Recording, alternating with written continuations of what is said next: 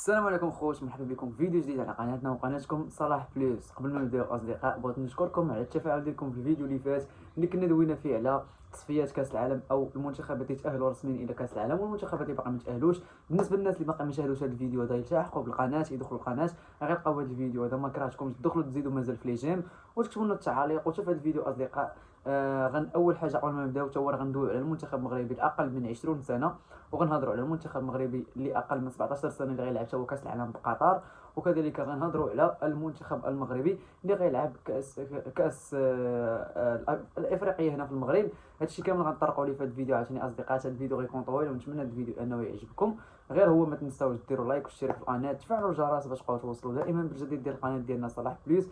ولا كنتي اول مره كتشاهد القناه ما تنساش تخلينا تعليق وتكتب لنا كي جاك المحتوى ديال القناه ديالنا. ونبداو هذا الفيديو ديالنا ونبداو باول حاجه غنقولوا هي مبروك للمنتخب المغربي الاقل من 20 سنه اللي فاز بكاس العالم. صراحه شي حاجه اللي كبيره بزاف باش انك تفوز بكاس العالم. الاقل من 20 سنه. على ما اظن ثاني منتخب افريقي كيفوز بهذا كاس العالم بعد منتخب غانا اللي كان فاز بها، والان المنتخب المغربي هو حققها في 2025 امام المنتخب الارجنتيني، اكثر منتخب فوز بهذا كاس العالم كما قلت لكم اصدقاء ديال اقل من 20 سنه. على ما اظن عندهم ثلاثه الكؤوس في ديال كاس العالم، على ما اظن ما عنديش الرقم الصحيح، ولكن على ما اظن هي عندهم ثلاثه هي عندهم اربعه. مهم، وهذا اول كاس العالم للمنتخب المغربي في جميع الفئات كتفوز به المنتخب المغربي في جميع المجالات ديال المغرب. هذا اول كاس عالم يفوز به شي مغربي او شي حاجه في المغرب. هي الاقل من 20 سنه، الفئه الاقل من 20 سنه هي اللي فازت بهذا كاس العالم بعد ما كان فريق الرجاء وصل نهائي كاس العالم الانديه امام بايرن ميونخ. ها هو الان اجاء المنتخب المغربي اللي حطم داك السكور وفاز بكاس العالم في 2025 امام منتخب الارجنتين بتشيلي. كما قلت لكم اصدقاء في الفيديو هذا غادي نعطيكم المسار كامل ديال المنتخب المغربي كيفاش فاز بهذا اللقب، شكون هما المنتخبات اللي واجه. كذلك المنتخب الارجنتيني غنشوفوا المسار ديالو كيفاش تواجه مع المنتخب المغربي في النهائي، وغنهضروا على المباراه النهائيه شنو كان طرا فيها، الاحداث ديالها وكيفاش المغرب قدر يتفوق على المنتخب الارجنتيني. نبداو اول حاجه هي اننا غنمشيو لدور المجموعات وغنشوفوا المباريات من الاول من دور المجموعات كيفاش دازوا المجموعات اصدقاء. كما تعرفوا ان المنتخب المغربي كان في مجموعه صراحه جد صعبه، جا في مجموعه الموت، مجموعه صعيبه بزاف. مشيونيش المجموعه ديال المغرب عاد نرجعوا للمجموعات الاخرين. المجموعه ديال المغرب كما تعرفوا كان فيها المنتخب المغربي، منتخب المكسيك والمنتخب الاسباني والمنتخب البرازيلي. هاد المنتخبات بثلاثه اللي كانوا معنا فهم كان ثلاثه قويين، وكل قاره فيها منتخب كان حارس على بحال مثلا المنتخب الاسباني فهو كان فاز باليورو ديال اقل من 20 سنه. كذلك المنتخب البرازيلي فهو كان تتوج بواحد اللقب في قاره امريكا اللاتينيه. منتخب المكسيك فريق قوي، ما فاش بشي لقب ولكن منتخب قوي. ولكن المنتخب المغربي كما تعرفوا هو اللي تاهل المتصدر هذه المجموعه. غنرجعوا دابا من الاول نشوفوا المجموعات كيفاش دازوا وغنهضروا عليهم بالنقاط وبالاهداف اللي سجلوا كلشي غنشوفوا. نبداو بالمجموعه اللي كان فيها المنتخب الياباني هو المتصدر ديال المجموعه، تاهل منها كمتصدر. لعب ثلاثه المباريات، فاز بثلاثه المباريات كاملين وسجل 7 اهداف والاشتباك ديالو ما استقبل حتى شي هدف. كما قلت لكم حقق 9 نقاط. المركز الثاني فهو كان لمنتخب تشيلي، من اصل 3 المباريات فاز مباراه واحده، 0 تعادل وهزيمتين، وسجل 3 اهداف واستقبل 5 اهداف وتاهل ب3 نقاط فقط غير 3 نقاط تاهل. منتخب مصر تا هو جا في المركز الثالث. صراحه منتخب مصر كان هو المتاهل صراحه، حتى فجاه المنتخب المصري يجي تقصى. المهم منتخب مصر كداز كثالث المجموعه، سجل عفوا فاز بمباراة واحدة، 0 تعادل هزيمتين 3 نقاط. كذلك نيوزيلندا تا هو نفس السيناريو، لعب 3 المباريات، فاز بمباراة واحدة وانهزم بجوج مباريات، 0 تعادل، سجل 3 اهداف واستقبل 6 اهداف وعنده 3 نقاط. كيفاش تتأهلوا المنتخبات فقط بفارق الاهداف. كيفاش تأهلوا المنتخبات فارق اهداف. تشيلي كانت عندها ناقص 2، مصر كانت عندها ناقص 2، ونيوزيلندا فهي كانت عندها ناقص 3، ولكن النقاط كان عندهم بحال. من هذه المجموعه كما قلت لكم تاهلت اليابان وتشيلي. ولكن مصر ما دازش كافضل منتخب ثالث. منتخب مصر ما تاهلش كافضل منتخب ثالث. المجموعه بي كانت فيها اوكرانيا اللي لعبت 3 مباريات وسجلت 5 أهداف واستقبل 3 أهداف. فاز بجوج مباريات، تعادلات في وحده وصفر هزيمه. وعندها 7 نقاط. اوكرانيا كما قلت لكم تاهلت من هذه المجموعه هذه متصدره للمجموعه ب7 نقاط. المجموعه المركز الثاني فهو كان لمنتخب الباراغواي. منتخب باراغواي قدر يسجل او قدر يفوز بمباراه واحده ويتعادل في مباراه واحده وينهزم مباراه واحده. عنده 4 نقاط اصدقاء في هذه المجموعه. سجل 4 اهداف وتسجل عليه 4 اهداف.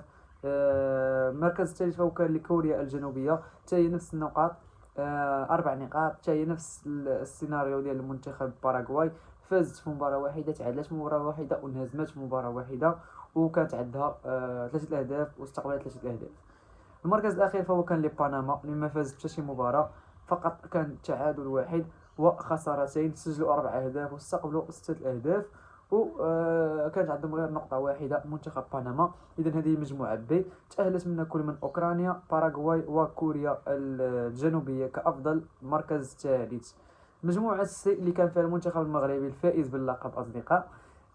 كما قلت لكم المنتخب المغربي لعب 3 المباريات، فاز في جوج، تعادل 0 وخسر مباراه واحده. المباراه اللي خسر فيها كانت امام المنتخب المكسيكي.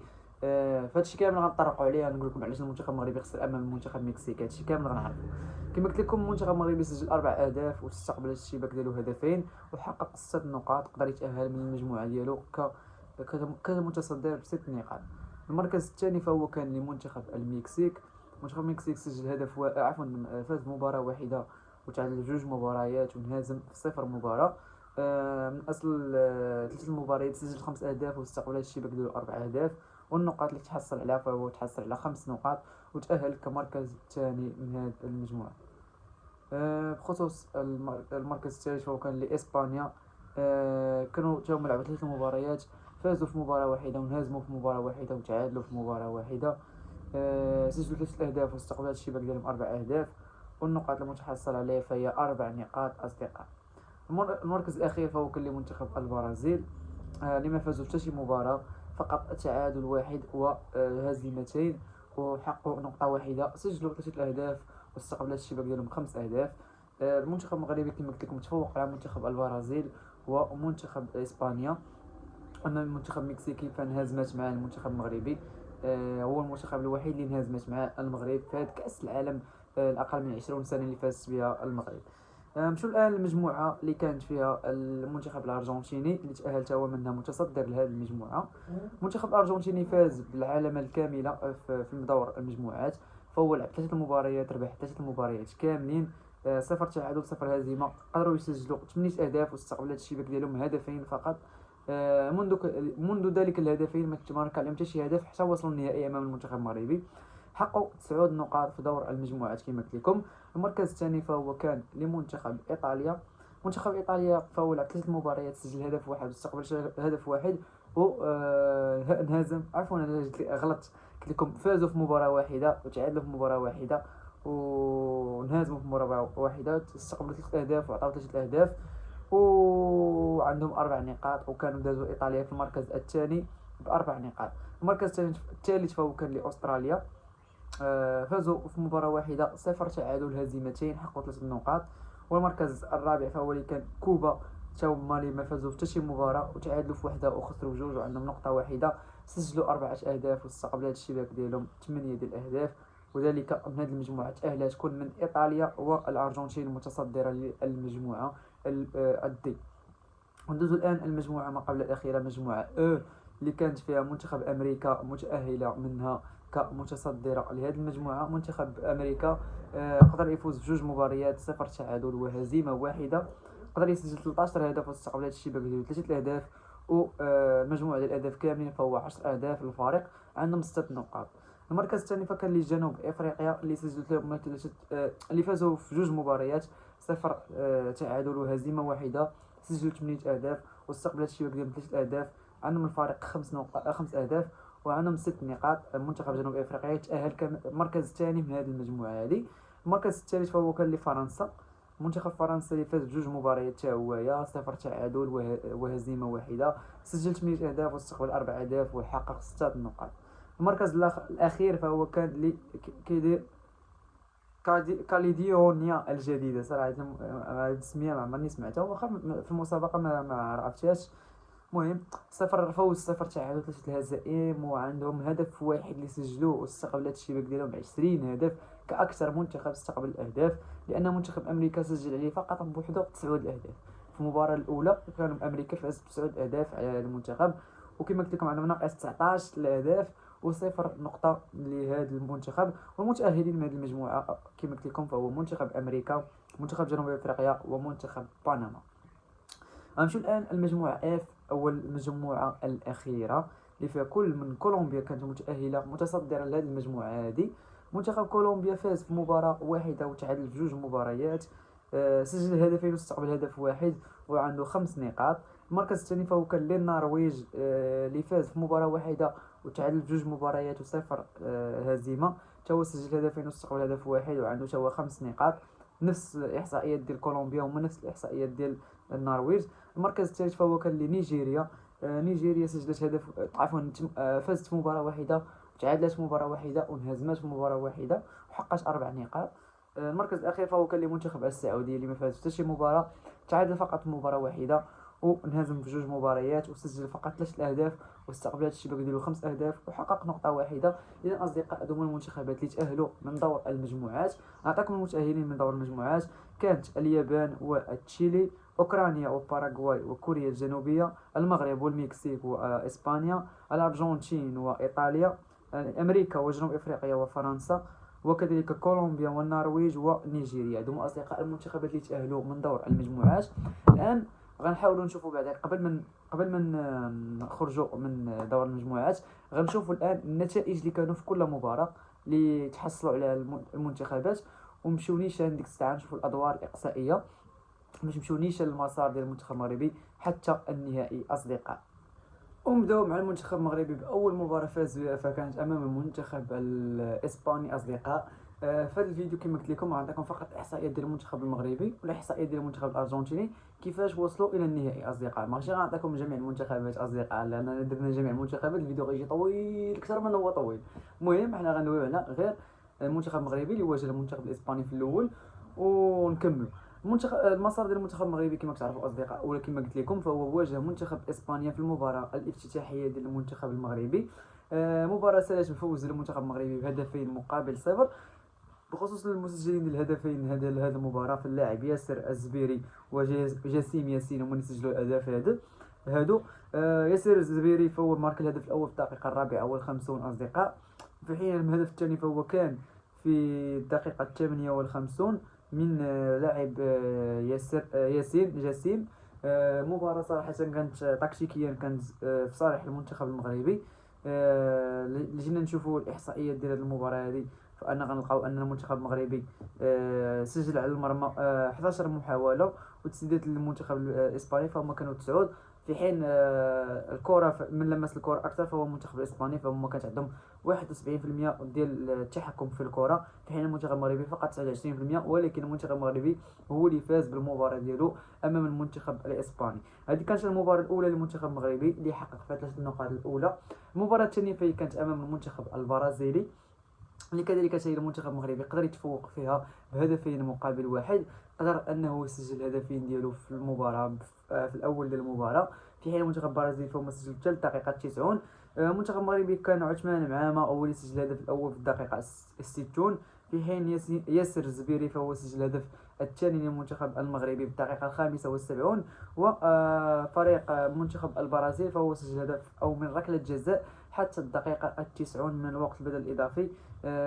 ما كانش في الصالح ديالهم، والحمد لله المنتخب المغربي بهذه النتيجه هذه كان ضمن التاهل ديالو رسميا الى الدور المقبل قبل ما يواجه المنتخب المكسيكي.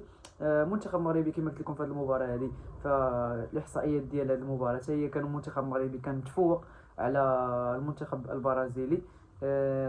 ولكن المنتخب البرازيلي كانت عنده التحكم في الكره كذلك 60% في هذه المباراه، والمنتخب المغربي فقط كانت عنده 40% من التحكم ديال المباراه. ولكن اهم حاجه كما كنعرفوا حنا هي النقاط الثلاث. اهم حاجه في كره القدم هي النقاط الثلاث، فاش كتفوز هذاك هو الاهم اصدقاء. المنتخب المغربي هنا فين ضمن التاهل ديالو الرسمي فاش فاز على المنتخب البرازيلي. نمشيو للمباراه الاخيره اللي كانت امام المنتخب المكسيكي. المنتخب المكسيكي تفوق على المغرب، ولكن علاش؟ المنتخب المكسيكي فهو واجه المنتخب الاحتياطي للمنتخب المغربي، فالمدرب عطى الحريه للاعبين اللي ما لعبوش في المباريات الاولى امام اسبانيا والمنتخب البرازيلي. فالمدرب عطى انه اللاعبين اللي باقي ما اللي خاصهم الفرصه انهم يبينوا لي باللي راه خاصهم يلعبوا في الادوار المقبله. لديك الشيء طرا ولاعب دراري من الدوزيام او الاحتياطيين اصدقاء، ماشي كامل احتياطيين، ولكن لاعب ضروري واحد 6 دراري على ما اظن، 6 دراري اللي دخلوا من الاحتياط. ما لعبش في الاول، شحال من واحد ما لعبش، انا نقول لكم اللي ما لعبوش في الاول. ما لعبش الزبيري، ما لعبش معما. شحال من لاعب ما لعبش من الدراري الرسميين كذلك. ما لعبش الحارس الاساسي على ما اظن. نعم الحارس الاساسي حتى هو ما لعبش في المباراه هذه. لذلك اصدقاء المنتخب المكسيكي قدر يتفوق على المنتخب المغربي الاقل من 20 سنه في هذه المباراه، واصلا كانت مزيانه لهم باش ان المنتخب المكسيكي هو اللي يتاهل وما تاهلش البرازيل. كانوا داروا ديك الخطه ديال كما دارت البرازيل على المنتخب المغربي في كاس العالم. فاش البرازيل اتفقت انها تقصي على المغرب، كانت خاصه كانت ضامنه التاهل، والمغرب كانت هي خاصه غير نقطه واحده باش تاهلوا، ولكن داروا داك الانقلاب على المنتخب المغربي باش المنتخب المغربي ما يتاهلش. وهي رجعت لهم كاس العالم ديال 2025 ديال اقل من 20 سنه، والمغرب تشوج بها. المهم هادو هما دور المجموعات اللي لعبات المغرب، وكما قلت لكم فاز بجوج مباريات وخسرات مباراه واحده مع المكسيك. هادو هما النتائج ديال المغرب في ادوار المجموعيات، عفوا في دور ادوار المجموعات. ندوزو الان لدور السدس عشر. المغرب مع من غيواجه ثالث المجموعه اللي كان هو كوريا الجنوبيه. المنتخب المغربي يقدر يتفوق بهدفين مقابل واحد. كذلك هذه المباراة اللي كان في ركلة جزاء في آخر لحظات للمنتخب كوريا. أصلا في دور المجموعات ومورا دور المجموعات كاع البيوت اللي تماركاو على المغرب كاملين من ركلة الجزاء، تا وصل المغرب الدومي فينال والفينال عاد بداو كيتماركاو على الأهداف. أصلا في الفينال ما تمارك على حتى شي هدف، فقط تمارك علينا في الدومي فينال باش ماركات علينا فرنسا. داك هو البيت الوحيد اللي تمارك علينا من داخل الميدان، اما الاهداف الاخرين فهم كاملين كانوا من ركلات الجزاء في كاس العالم للمنتخب المغربي. صراحه الدفاع كان قوي ديال المغرب. المهم علينا قلت لكم المنتخب المغربي فاز على منتخب كوريا الجنوبيه بهدفين مقابل واحد. المسجلين لهذه الاهداف فهو اللاعب ياسر الزبيري الهدف الاول في الدقيقه العاشره، ولكن الهدف هذا تحتسب هدف عكسي لشين مينها. هذا اللاعب الكوري هو اللي تحسب عليه الهدف، هو زعما هو اللي سجل الهدف داخل المرمى ديالو. في الدقيقة 58 تمكن ياسر الزبيري من إضافة الهدف الثاني للمنتخب الوطني المغربي، والثاني له واخا ترفض ليه الهدف الأول. وفي الدقيقة 90 تشي وان كيم تسجل الهدف الأول للمنتخب الكوري في الدقيقة 90 كما قلت لكم. بخصوص إحصائيات ديال المباراة، فالمنتخب المغربي كانت عنده 48% ديال المساهمة في الاستحواذ، والمنتخب الكوري كانت عنده 52%. في حين إجمالي التسديدات فالمغرب سجل 10 تسديدات على المرمى، والمنتخب الكوري سجل 14 مرة على هذا المرمى ديال المغرب. ولكن المغرب كما كتعرفوا هو اللي فاز في النهائي في الأخير، هو اللي تأهل من هذه المباراة. ندوزو المباراة اللي كانت أمام أمريكا. صراحة مباراة أحسن مباراة دازت، مباراة اللي كانت قوية، وكان كلشي كيتوقع أن المنتخب المغربي صافي المسار ديالو سهل وغادي يواجه المنتخب المرشح للفوز باللقب المنتخب الأمريكي. والمفاجأة كانت أن المنتخب المغربي يقدر يتفوق على أمريكا أصدقاء. المنتخب المغربي سجل الهدف الأول في الدقيقة 31 من عند اللاعب ياسر الزبيري في الدقيقة كما قلت لكم 31. الدقيقة السادسة هو بعد الوقت الإضافي في الشوط الأول، تقول الدقيقة 51 تمكن كاميل لاعب أمريكا من تسجيل ركلة جزاء على المغرب، وانتهى الشوط الأول بالنتيجة ديال 1-1 في هذه المباراة هذه أصدقاء. بداية الشوط الثاني تمكن المغرب من تسجيل الهدف الثاني في الدقيقة 65. هدف عاوتاني سجلو اللاعب ياسر الزبيري، ولكن تحسب ضد مرماه. تحسب اللاعب ماركا ضد مرماه سميتو جوش بويندار، هو اللاعب اللي سجل زعما الهدف ضد مرماه. في الدقيقة 87 اللاعب جاسم ياسر فهو حسم المباراة بفوز المنتخب المغربي بهدف ثالث أصدقاء. صراحة نسيت ما قلت لكم الهدف الثاني بأنه جاء فقط من شي حاجة سهلة. جا الهدف الثاني كانت فقط توش دخلت الكاري، لعبه طويله دخلت الكاري، تصاطحوا اللاعبين وتمارك هذاك الهدف. وكان هذاك الهدف هو اللي فتح المجال ان المنتخب المغربي يلعب باريحيه في اخر المباراه، وتمكن من اضافه الهدف الثالث كما قلت لكم في الدقيقه 87. والمنتخب المغربي تاهل من هذه المباراه الى النصف النهائي امام فرنسا. بخصوص الاحصائيات، فالمنتخب المغربي كان هو المسيطر على هذه المباراه هذه، فانه استحوذ على المباراه او استحوذ على الكره بنسبه ديال 67% ديال الاستحواذ اصدقاء، في حين المنتخب الامريكي فهو كانت عنده فقط 33% ديال الاستحواذ. البطاقات الصفراء فهم كانوا 3 بطاقات صفراء للمنتخب المغربي وبطاقه واحده للمنتخب الامريكي. وبهذه النتيجه كما قلت لكم 3-1، فالمنتخب المغربي تاهل الى النصف النهائي امام المنتخب الفرنسي اصدقاء. المنتخب الفرنسي في النصف النهائي، مباراة اللي انتهت بالتعادل ديال 1-1 في 90 دقيقة. دازت المباراة الأشواط الإضافية، ما تسجل حتى شي هدف، ولكن اللقطة الحاسمة أو اللحظة الحاسمة للمنتخب المغربي باش تأهل أنه النهائي، فهي كانت باش بركلات الترجيحية اللي فاز بها المغرب ب5 أهداف مقابل 4 أهداف. ونقولوا مبروك الى النهائي اصدقاء. نمشيو حنا للتفاصيل ديال المباراه. نبداو بالتفاصيل ديال المباراه. فاللاعب ياسر الزبيري فهو سجل ركله جزاء في الدقيقه 32، ولكنها عاوتاني تحسبات ضد مرمى الحارس، هو اللي زعما ماركاها، لانه اللي شفنا في الاعاده كتبان لك الكره ضربات في العارضه وضربات في ظهر الحارس وتماركات ديك الساعه. بهذا الهدف كتحسب عاوتاني هدف عكسي اخر ضد ياسر الزبيري. في الدقيقة 32، نعم في الدقيقة 59 تمكن المنتخب الفرنسي من التعادل، وكان هذا المنتخب الفرنسي هو المنتخب الوحيد اللي قدر يسجل على المنتخب المغربي فقط من غير ركلة جزاء. جميع المنتخبات اللي واجهت المغرب كاع يسجلوا علينا فهم كانوا من ضربة الجزاء، من غيرهم وغير المكسيك كذلك. حتى المكسيك، لأن المكسيك فقط غير سميتو الدراري ديال دوزيام ايكيب، ولكن خاصني ضروري نمشي نتاكد حيت مابقيتش عاقل واش المكسيك سجلوا لنا ركله جزاء ولا هدف. تا هما ركله جزاء حتى المكسيك ركله جزاء. المهم علينا نرجعوا لمنتخب فرنسا. منتخب فرنسا كما قلت لكم سال الشوط الثاني بالنتيجه ديال 1-1. دزنا الاشواط الاضافيه. في الشوط الثاني خدا اللاعب منتخب فرنسا بطاقه حمراء في هذه اللقطه، ولا كيبان ان المنتخب المغربي بامكانه انه يفوز، بلان المنتخب الفرنسي لعب ب10 ولكن ما كتبتش. دزنا الاشواط دزنا الركلات الترجيحيه اللي هي اللي كتبت لنا اننا نتاهلوا بها الى النهائي امام المنتخب الارجنتين. المنتخب المغربي سجل 5 اهداف. اللاعبين اللي سجلوا هاد الاهداف هم كل من البحراوي، باش نتاكد من السميات. نعم البحراوي، بوم سعودي، زبيري، حموني، الحداد وبيار. هذو هما اللاعبين اللي سجلوا الاهداف، في حين ضائعة من حموني اصدقاء، نسيت حموني فهو دار ضائعة، كرة ضائعة يلا تفكرت. ولاعبين المنتخب فرنسا فكل من اصل 6 لاعبين ففقط 4 لاعبين اللي سجلوا الاهداف وجوج ضيعوا. ومن هنا كنشوف ان المغرب تاهل لهذه المباراه هذه. بخصوص الاحصائيات، فالمنتخب المغربي كانت عنده الكره 45%، في حين منتخب فرنسا كانت عنده الكره 55% الاستحواذ.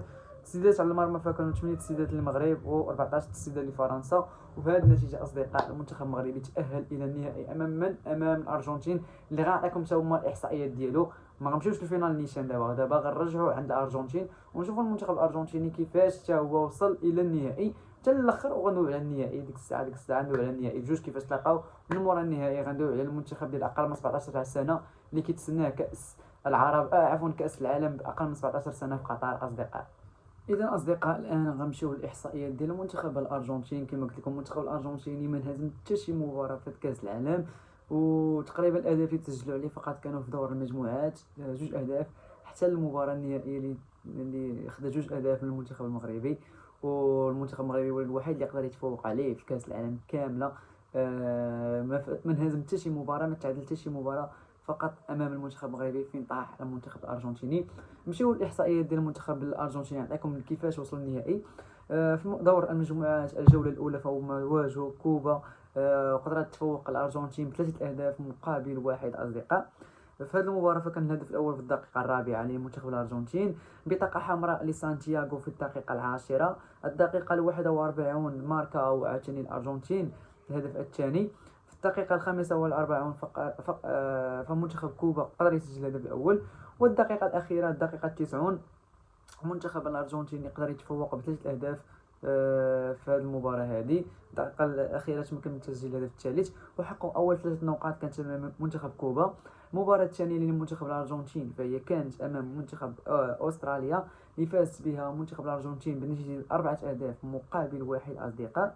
اكبر مباراه فازوا بها هي هذه. الهدف الاول كما كان في الدقيقه الثالثه، والهدف الثاني فهو من الدقيقه الخامسه والأربعون. المنتخب الأسترالي تمكن من تسجيل الهدف الفارق في الدقيقة 69، والمنتخب الأرجنتيني تمكن من تسجيل هدفين في الدقائق الأخيرة من المباراة في الدقيقة 93 والدقيقة 96. هدفين مهمان كانوا للفوز بالمباراة، وانتهت المباراة ب4 أهداف مقابل 1 للمنتخب الأرجنتيني. نسيت ما شفتش لكم الإحصائيات في المباراة اللي فاتت، ولكن دابا غادي نشوف لكم الإحصائيات. فالمنتخب الارجنتيني فهو كان عنده 52% ديال التحكم و48% ديال التحكم لمنتخب استراليا. سبع محاولات او تسديدات على المرمى كانوا للمنتخب الارجنتيني. من اصل 7 محاولات فهم سجلوا 4، والمنتخب استراليا من اصل 2 محاولات فهم سجلوا محاولة واحدة. وانتهت كما قلت لكم المباراة بفوز المنتخب الارجنتين ب4 أهداف مقابل 1. نمشيو للمباراة الأخرى الأخيرة للمنتخب الأرجنتيني في دور المجموعات، فهي كانت أمام منتخب إيطاليا اللي قدرت تفوق فيها الأرجنتين فقط بهدف واحد، وانتهت المباراة ب1 مقابل 0. الهدف كان في الدقيقة 74. أما بخصوص الإحصائيات ديال هذه المباراة فهم كانوا 58% للاستحواذ للمنتخب الأرجنتين في حين 42% للمنتخب الإيطالي. إجمالي التسديدات فهم كانوا 5 لمنتخب الأرجنتين وتسديدتين هما لمنتخب إيطاليا. وتمكن المنتخب الارجنتيني من التاهل من هذه الدور المجموعات ب9 نقاط بالعلامه الكامله بصفر هزيمه اصدقاء. من بعد ما تاهل المنتخب فهم واجهوا ثالث المجموعه اللي هو منتخب نيجيريا. منتخب نيجيريا واجه منتخب الارجنتيني وخذا نتيجه كبيره اللي هي 4 أهداف مقابل 0. الهدف الاول كان في الدقيقه الثانيه من على بدايه المباراه سجلوا اللاعب الينكو ساراكو في الدقيقة الثانية. في الدقيقة الثالثة والعشرون تمكن المنتخب الأرجنتيني من تسجيل هدف ثاني في الشوط الأول. في الشوط الثاني تمكن المنتخب الأرجنتيني من إضافة الهدف الثالث في الدقيقة الثالثة والخمسون، والدقيقة 66 فهي كانت كافية لإنهاء المباراة ب4 أهداف مقابل 0 للمنتخب الأرجنتيني. بخصوص الإحصائيات ديال المباراة فاجمالي التسديدات فهم كانوا 10 تسديدات للمنتخب الارجنتيني تمكنوا من تسجيل 4 أهداف و6 ضائعه، والمنتخب النيجيري فهو دار 14 تسديد على المرمى بدون تسجيل اي هدف. حصيله كانت قويه ولكن بدون اهداف. منتخب الارجنتين فهو كان عنده استحواذ 53%، والمنتخب النيجر فكانت عنده 47% ديال نسبه الاستحواذ اصدقاء. وهذه المباراه فهي كانت في الدور السادس عشر. ندوز الآن إلى دور الربع النهائي. الربع النهائي المنتخب الأرجنتيني واجه المكسيك اللي كانت مع المغرب في المجموعة. الأرجنتين والمكسيك في دور كما قلت لكم الدور الربع النهائي. كانوا بطاقة حمراء في هذه المباراة دي. المهم نبداو بملخص ديال المباراة. كما قلت لكم الهدف الأول كان في الدقيقة 9 للمنتخب الأرجنتيني. الدقيقة 55 عاوتاني الهدف الثاني للمنتخب الأرجنتيني. الدقيقة 90 بطاقة حمراء لدياغو ديال فريق المكسيك. عاوتاني بطاقة حمراء في الدقيقة الثانية والتسعون لجوج بطاقات حمراء كانوا لمنتخب المكسيك في آخر لحظات. كانوا شي مناشد وقالت خاصمو في الأخير، كانت شي مضاربة وقع بيناتهم. المهم ما علينا. اجمالي التسديدات فكانت 12 تسديده للمنتخب المكسيكي على المرمى، والمنتخب الارجنتيني كانت عنده 9 تسديدات. من اصل 9 تسديدات ماركاو 2 أهداف. وكما قلت لكم بالنسبه للتحكم ديال الكره الاستحواذ فهو كان 67% للمنتخب المكسيكي و33% للمنتخب الارجنتيني في هذه المباراه ديال الربع النهائي. ندوزو الى النصف النهائي. النصف النهائي منتخب الارجنتيني فهو واجه منتخب كولومبيا. صراحه منتخب كولومبيا ليس من المنتخبات الاقوياء. على شويه كانوا غيكونوا في النهائي ولكن ما كتبش لهم. فاش لعبت كولومبيا مع فرنسا الترتيب فكانت كولومبيا افضل وقدرت تفوق على فرنسا. صراحه كولومبيا فهي منتخب قوي صراحه. بخصوص المباراه فهي انتهت ب1 مقابل 0 اللي فاز فيها هو منتخب الارجنتين. سجلوا الهدف الأول في الدقيقة 72، وكانت بطاقة حمراء في الدقيقة 79 لمنتخب كولومبيا. بخصوص الإحصائيات فأنا غنلقاو هنا الإحصائيات. الإحصائيات غادي يكونوا من طرف المنتخب كولومبيا على ما أظن، لأنه صراحة قدم مباراة رائعة أمام المنتخب الأرجنتيني. ديك المباراة ديك المباراة شاهدتها صراحة كانت قوية حتى لآخر لحظات. عاد قدرت بزز الأرجنتين أنها تربح المباراة، ما قدرتش عليهم من الأول، وهذيك هذه الكرة أصدقاء. إذا الإحصائيات ديال المنتخب الأرجنتيني في المباراة أمام كولومبيا فكانت 14 تسديدة للمنتخب الأرجنتيني، في حين المنتخب الكولومبي فهم داروا 13 تسديدة على المرمى. وكذلك بوزيسيون دو بال أو الاستحواذ فهو كان 46% للمنتخب الأرجنتيني و54% للمنتخب الكولومبي. صراحة هذه المباراة ما كانتش سهلة، ولكن كما قلت لكم كانت صعيبة. وبهذه النتيجه هذه المنتخب الارجنتيني بهذه التفاصيل ديال هذه المباراه هذه، فالارجنتين حط قدم ديالو في النهائي ليواجه المنتخب المغربي. دابا غنمشيو نيشان غندويو على المباراه النهائيه اللي كاملين تفرجنا فيها صراحه، والمباراه اللي ما غينساها حتى شي مغربي.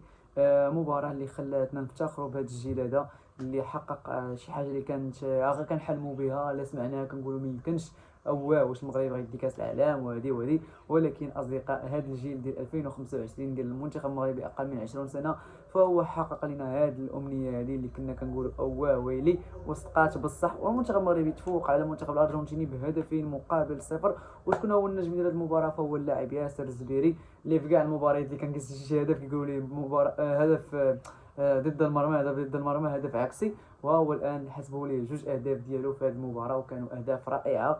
نمشيو نيشان الاحصائيات ديال المباراه اللي تفوق فيها المنتخب المغربي. ياسر الزبيري قدر يسجل الهدف الاول في الدقيقه 12 من ركله خطا مباشره الى الزاويه 90 للحارس. ما قدرش انه يوصل ليها كاع، ما قدرش انه يدير لها حتى شي تصدي.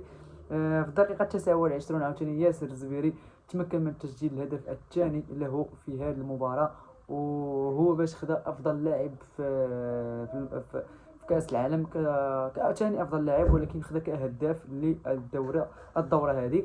فاللاعب مع هو اللاعب الافضل في الدوره، خداها هويا افضل لاعب زعما في النسخه كامله. وياسر الزبيري خدا افضل مسجل اهداف، وكذلك خدا ثاني افضل لاعب في الكاس هذه والصيف ديالها. نمشيو الاحصائيات ديال هذه المباراه هذه اللي نهائيه اللي كان النهائي ديالها رائع. بوزيسيون نوفال فهي كانت اكثريه للمنتخب الارجنتيني، كانت عنده 75%، في حين المنتخب المغربي كانت عنده فقط 25%. اجمالي التسديدات في المنتخب الارجنتيني وصل 20 مره الى المرمى، دار 20 تسديده على المرمى، في حين المنتخب المغربي فقط 8 تسديدات على المرمى كانوا كافيين باش انه يفوز بهذا الكاس العالم. صراحه المنتخب المغربي اللي حقق شي حاجه اللي كبيره بزاف، فرح الشعب، فرح جميع المغاربه، فرحوا جميع العرب كذلك، فرحوا بهذا الكاس هذا، لا من الجزائر، تونس، مصر، السعوديه، قطر، الامارات، كاع المنتخبات العربيه او الدول العربيه فهم فرحوا بالمنتخب المغربي. وبخصوص نشوفوا لو بغينا دابا نشوفوا شكون هما هداف الدوره، بغينا نشوف هذيك ترتيب هدافين الدوره، بغينا نعرف، ما كايناش واقيلا. المهم انا عارف هي الهدافون الان غنمشيو ياسر الزبيري كما قلت لكم 6 اهداف وضربه جزاء واحده اللي سجل من هذا الكاس العالم كامل. المغاربه عاوتاني شكون كاين؟ ياسر الزبيري، وشكون عاوتاني هنايا؟ كاين ياسر الزبيري، ولكن اللي كيسجل في المنتخب المغربي واقيلا الصناعه فهي كانت لعثمان معامه، اللي دار 4 اهداف حاسمه، زعما كيعطي لي زاسيست من اللاعب عثمان معامه. المهم هادو هما النتائج ديال المنتخب المغربي اقل من 20 سنه اللي كما قلت لكم حققوا لنا هذا الكاس هذا، هذا اللقب هذا اللي غيبقى في التاريخ لجميع المغاربه وجميع العرب. وكما قلت لكم المنتخب المغربي فهو ثاني منتخب افريقي كيفوز بكاس العالم الاقل من 20 سنه، بعد ما منتخب غانا فاز بها في 2005 في مصر. فهو الان المنتخب المغربي حققها في 2025. اذا اصدقاء ما تنساوش ضروري اصدقاء ديروا لايك واشتراك في القناه قبل ما ندوزوا المرحله الجايه اللي غندويو فيها على المنتخب المغربي الاقل من 17 سنه، اللي حتى هو عنده كاس العالم اقل من 17 سنه فين منظمه في قطر. جميع التفاصيل، جميع المعلومات اللي خاصكم تعرفوها غتشوفوها في هذا الفيديو هذا دابايا. غندويو على المجموعات، وغندوي على الطريق ديالو الى النهائي ان شاء الله، ونتمنوا انه يوصل النهائي، لان بعد عوده المنتخب المغربي الى الارض الوطن ففوزي القجع جلس مع اللاعبين ديال المنتخب المغربي اللي غادي تمشي لقطر، البعثه اللي غتمشي تلعب كاس العالم، وعطاهم اهم نصائح باش انهم يجيبوا اللقب كما المنتخب المغربي الاقل من 20 سنه فهو فاز باللقب. عطاهم تما الفرصه ديالهم باش انهم يبينوا علاش لا باش يكونوا ابطال. هادشي كامل غنشوفوه في دابا في المرحله الجايه من هذا الفيديو اصدقاء. اذا اصدقاء دابا حنا في المرحله الثانيه من هذا الفيديو هذا اللي كما قلت لكم في الفيديو قبيله، غنهضروا على المنتخب المغربي الاقل من 17 سنه اللي مشارك في كاس العالم بدوله قطر. هذا كاس العالم كما كتعرفوا اصدقاء فهو فيه 64 منتخب مشارك، وكاين 12 مجموعه، وكل مجموعه فيها 4 منتخبات. والمتاهلين فهم غيتاهلوا غير الدور المركز الاول والثاني فهم غادي يتاهلوا من 12 مجموعه الى الدور المقبل، وثمانية منتخبات كأفضل مراكز ثلاث هما اللي غيتأهلوا كذلك، إضافة على المتأهلين من المركز الأول والثاني.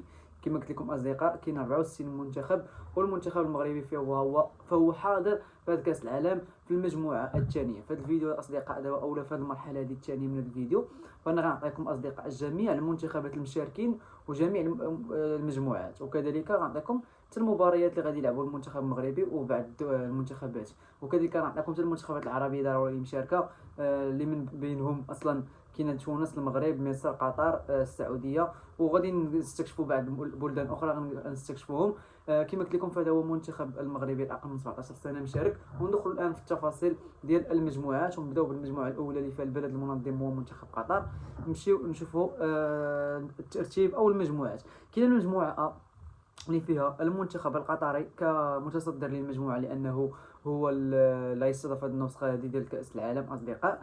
اول حاجه قبل ما نبداو الافتتاح فهو غيكون يوم الاثنين يوم 3 من شهر 11 او البدايه ديال الافتتاح ديال كاس العالم، فهي غتكون كما قلت لكم في شهر نوفمبر، غتكون الافتتاح يوم 3 من شهر 11. نمشيو قلت لكم المجموعات. في المركز الاول فهو كاين منتخب قطر، كذلك مع منتخب ايطاليا، مع جنوب افريقيا، ومع منتخب بوليفيا. هذه المجموعه الاولى اصدقاء اللي فيها هذه المنتخبات هذه. المجموعه الثانيه كتضم كل من المنتخب البرتغالي والمنتخب المغربي والمنتخب الياباني ومنتخب كاليدونيا الجديده. هذو هما المنتخبات الموجوده مع المنتخب المغربي الاقل من 17 سنه في كاس العالم اصدقاء في المجموعه الثانيه. المجموعه الثالثه فيها كل من كرواتيا، كوستاريكا، الامارات والسنغال. هنا كاين منتخب عربي اخر كما قلت لكم قطر، المغرب، الامارات الان حتى الساعه عندنا. مجموعه اخرى مجموعه دي فيها منتخب بلجيكا، الارجنتين، تونس وفيجي. رابع منتخب عندنا عاوتاني اصدقاء منتخب تونس، منتخب عربي اخر مشارك. ندوزو المجموعه اف اللي فيها منتخب انجلترا، منتخب هايتي، منتخب فنزويلا ومنتخب مصر. عاوتاني كل مجموعه فيها منتخب عربي، هيا منتخب عربي اخر اللي هو منتخب مصر. ندوزو الان المجموعه اف اللي ما فيها حتى شي منتخب عربي، فيها كل من سويسرا، المكسيك، ساحل العاج وكوريا الجنوبيه اصدقاء. ندوزو الان المجموعه جي اللي فيها كوريا الشماليه، المانيا، كولومبيا والسلفادور. هذه مجموعه جي. مجموعه اش فيها كل من البرازيل والهندوراس، اندونيسيا وزامبيا. هذه مجموعه اش. مجموعه اي فيها امريكا والتشيك وطاجيكستان وبوركينا فاسو. مجموعه جي فيها ايرلندا، بنما، اوزبكستان والباراغواي. خصوص المجموعه ك فهي فرنسا وكندا، تشيلي واوغندا. ندوزو الان المجموعه ال المجموعه الاخيره اللي فيها كل من نيوزيلندا، النمسا، مالي والسعوديه. هذا هو المنتخب السادس على ما اظن مشارك في كاس العالم. كاين 6 المنتخبات: قطر، المغرب، الامارات، السعوديه، مصر وتونس. هادو هما المنتخبات المشاركين اصدقاء في كاس العالم اقل من 17 سنه. اذا هذا هو المنتخبات المشاركه ب 64 منتخب. الان نمشيو نشوفوا المباريات ديال الجوله الاولى كيفاش غادي يمروا. وصراحه التوقيت باقي ما عارفش التوقيت من غير مباراه ديال المغرب. المباراه ديال المغرب اللي غتكون على الساعه 2:30 بتوقيت المغرب. انا نعطيكم التاريخ ديالها بامتى. نبداو بالمباراه الافتتاحيه للجوله الاولى، غتكون ما بين المنتخب القطري ومنتخب ايطاليا. كما قلت لكم اصدقاء باقي ما عرفوش التاريخ بالضبط ديال المباريات، ولكن قلت لكم غادي يكون هذا هو المباراه الافتتاحيه قطر وايطاليا. المباراه كذلك الثانيه غتكون ما بين جنوب افريقيا وبوليفيا. المنتخب الياباني غادي يواجه المنتخب المغربي. كما قلت لكم هذه المباراه غتكون على الساعه 2:30 على ما اظن يوم الاثنين، في يوم الافتتاح غادي تكون المباراه. كذلك البرتغال غتواجه كايدونيا الجديده، السنغال وكرواتيا، كوستاريكا غتواجه الامارات، الارجنتين غتواجه بلجيكا، وتونس غادا تواجه فيجي. هذو هما المباريات ديال الجوله الاولى في اليوم الاول.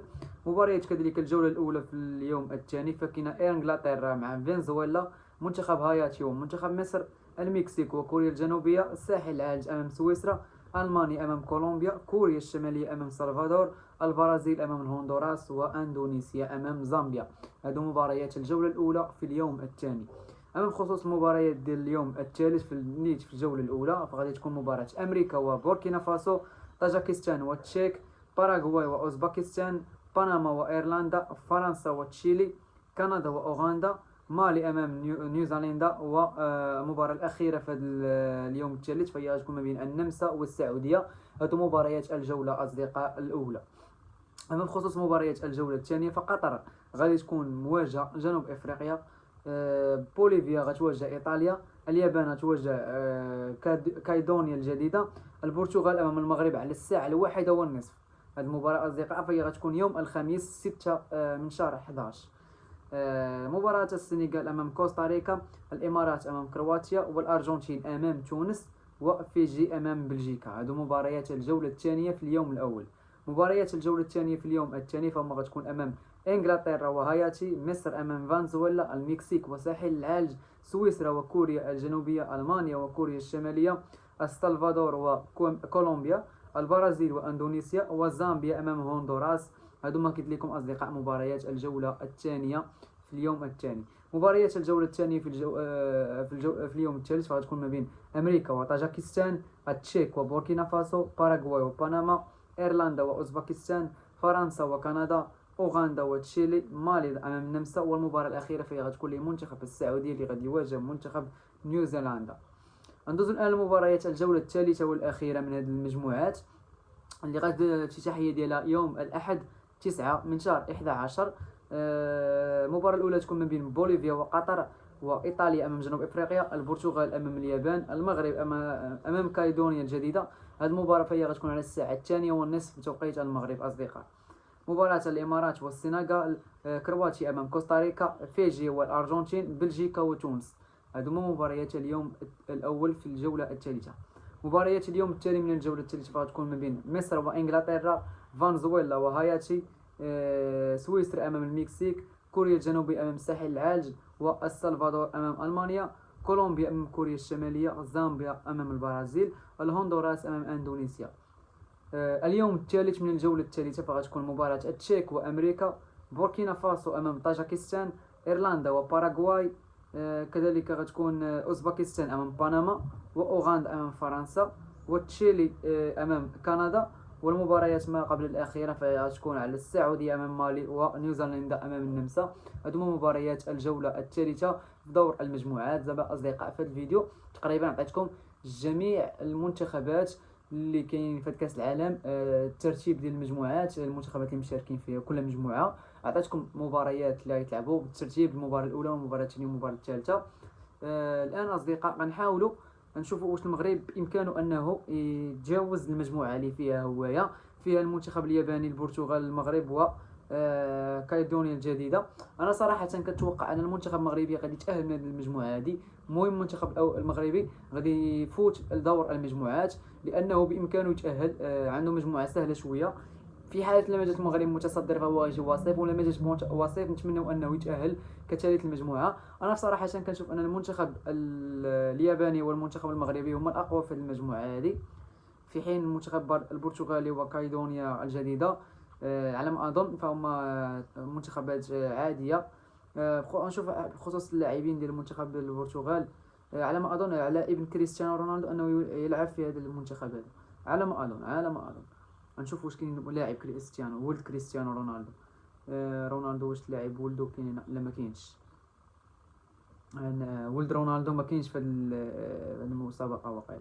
نشوفوه نعاود نتاكدوا. الهجوم، نشوفوا الهجوم.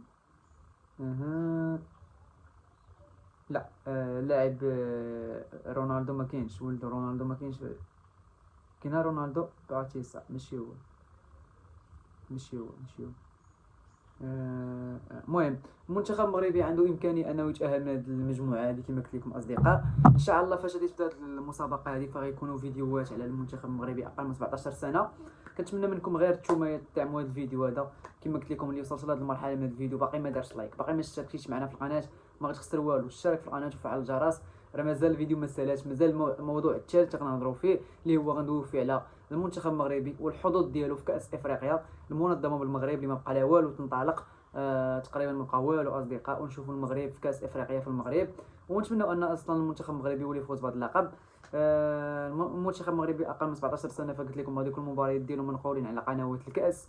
بامكان المنتخب المغربي يعطي الحقوق الرياضيه، ماشي المنتخب المغربي ولكن المهم المنتخب المغربي غادي يكون بعض المرات شي ماتشات ديالو غيتنقلوا على قناه رياضيه كما كان كاس العالم ديال اقل من 20 سنه، كانوا تنقلوا المباريات ديالو كاملين في الرياضيه الارضيه. كنتوقع ان كاس العالم حتى هذا غادي يتنقل في الرياضيه. وبخصوص القنوات الاخرين اللي ينقلوا المباراه فهي قناه سميتها قناه الكاس اللي تنقل هذه المباريات ديال المنتخب المغربي او المنتخبات الاخرين.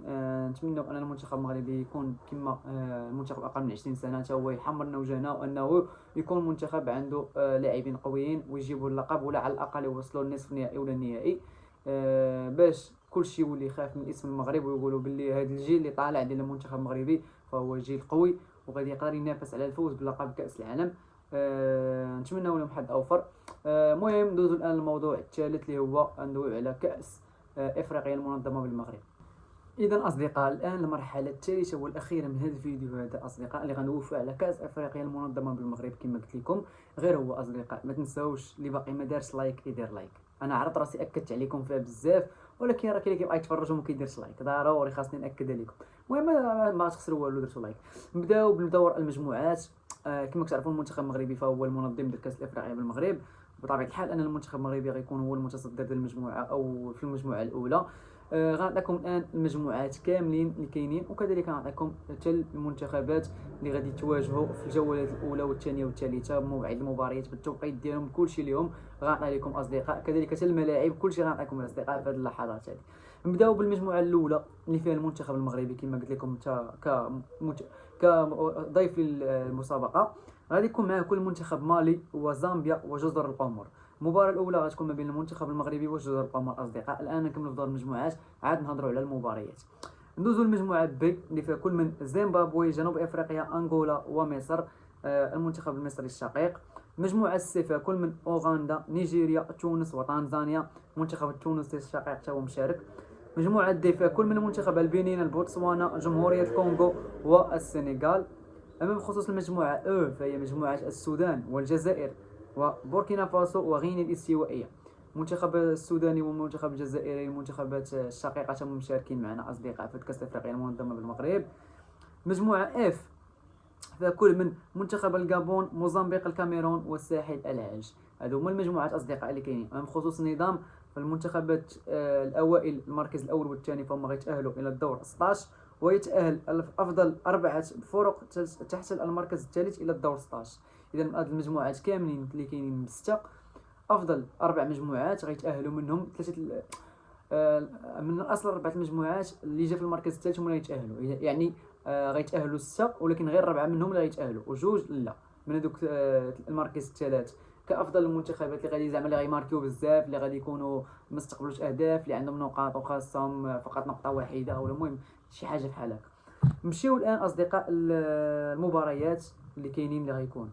المباراه الافتتاحيه غتكون ما بين المنتخب المغربي وجزر القمر يوم الاحد 21 من شهر ديسمبر على الساعه 8 مساء بتوقيت المغرب على ملعب الامير مولاي عبد الله بالرباط.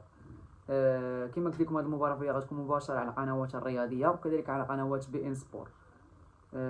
ندوزو الان للمباراه الثانيه فهي تكون في يوم الثاني يوم الاثنين 22 ديسمبر 2025. غتكون مباراة منتخب مالي امام منتخب زامبيا على الساعة 3:30 بتوقيت المغرب. هذه المباراة اصدقاء فيها غتكون على ملعب الرياضي محمد الخامس بالدار البيضاء. مباراة اخرى غتكون في نفس اليوم ما بين منتخب مصر وزيمبابوي غتنطلق على الساعة 6. هذه المباراة غتكون على مدينة اكادير في ملعب ادرار. كما قلت لكم المباراة غتكون يوم الاثنين ابتداء من الساعة 6. المباراة الثالثة في اليوم الثاني غتكون ما بين منتخب جنوب افريقيا وانغولا. غتكون في ملعب مراكش، استاد مراكش، على الساعه 8:30. المباراه يوم الاثنين 12 ديسمبر 2025. اليوم الثالث غتكون المباراة الأولى للمنتخب النيجيري أمام منتخب تنزانيا ابتداء من الساعة 1 بعد الظهر على ملعب الرياضي بفاس. ملعب فاس ولا يستقبل هذه المباراة كما قلت لكم على الساعة 1. والمباراة تكون يوم 23 من شهر ديسمبر. في نفس اليوم غتكون مباراة منتخب تونس وأوغندا على الساعة 3:30 الملعب الرياضي الأمين مولاي عبد الله بالرباط، على الساعة 3:30 أصدقاء. مباراة السنغال وبوتسوانا غتكون على ملعب ابن بطوطة بمدينة طنجة، يوم الثلاثاء على ما أظن، بلاتي نتأكد باش نعطيكمش داكشي غلط. نعم، يوم الثلاثاء ابتداء من الساعة 6، يوم 23 من شهر 12 أصدقاء. ندوزو اليوم الأخير في هذا النهار هذا. المباراة الأخيرة مباراة تكون على ملعب البريد بالرباط ما بين جمهورية الكونغو والبنين على الساعة 8:30. ندوزو المباريات اليوم الأربعاء واليوم الأخير من الجولة الأولى. مباراة الجزائر والسودان ملعب مولاي الحسن بالرباط أصدقاء. غير تستضاف هذه المباراة اللي غتكون على الساعة 1 بعد الظهر في الجولة الأولى من الدور المجموعات ما بين المنتخب الجزائري والسودان. المباراة الثانية فيها غتكون ما بين المنتخب بوركينا فاسو وغينيا الاستوائية على ملعب الرياضي محمد الخامس بالدار البيضاء على الساعة 3:30 يوم الأربعاء 24 من شهر 12. كذلك في نفس اليوم مباراة ساحل العاج والموزمبيق كأس إفريقيا الجولة الأولى ملعب استاد مراكش الساعة 6 اليوم الأربعاء من شهر 12 2025. في المباراة الأخيرة من دور المجموعات الجولة الأولى غتكون ما بين الكاميرون والغابون. هذه المباراة هذه فيها غتكون على ملعب أدرار بأكادير، الجولة الأولى الساعة 8:30 بملعب أدرار كما قلت لكم أصدقاء. هذوما مباريات الجولة الأولى بالتوقيت ديالهم في الملاعب اللي كما قلت لكم. والآن غندوزو مباريات الجولة الثانية. مباريات الجولة الثانية فهم غينطلقوا بمباراة المغرب يوم الجمعة 26 من شهر 12 2025. المباراة الأولى كما قلت لكم غتكون ما بين المغرب ومالي ابتداء من الساعة 1 بعد الظهر. الملعب فهو الملعب المجمع الأمير مولاي عبد الله بالرباط يوم الجمعة 26 شهر 12. كنتوقع أن هذه المباراة ما غتلعبش في التوقيت لأن يوم الجمعة فهو يوم صلاة الجمعة، بلي أنا كنتوقع أن هذه المباراة ما غتلعبش في التوقيت هذا على ما أظن. وفي نفس اليوم كاينة مباراة زامبيا وجزر القمر، فغتكون مباراة على الساعة 3:30 الملعب الرياضي محمد الخامس الجولة الثانية يوم الجمعة 25 ديسمبر 2025. في نفس اليوم كاينه مباراة مصر وجنوب افريقيا على الساعة 6 بملعب أدرار بأكادير، على الساعة 6 كما قلت لكم في الجولة الثانية. في نفس اليوم اليوم الأخير أو المباراة الأخيرة كاينه مباراة أنغولا وزيمبابوي، ملعب مراكش أو استاد مراكش ولا يستضاف هذه المباراة هذه ابتداء من الساعة 8:30 الجولة الثانية ما بين أنغولا وزيمبابوي. ندوزو اليوم الثاني من الجولة الثانية، فهي المباراة تكون ما بين نيجيريا وتونس ابتداء من الساعة 1 الملعب الرياضي الفاس، واللي غادي يستضيف هذه المباراة هذه أصدقاء يوم 27 من شهر 12 2025. هادو مباريات يوم السبت. كذلك في نفس اليوم فقط على الساعة 3:30 غتكون مباراة على ملعب البريد بالرباط ما بين أوغندا وتنزانيا ابتداء من الساعة 3:30 كما قلت لكم يوم السبت هذه غتكون أصدقاء. كذلك في نفس اليوم مباراة السنغال وجمهورية الكونغو غتكون على ملعب ابن بطوطة بطنجة أصدقاء ابتداء من الساعة 6 مساء يوم السبت 27 من شهر 12 2025.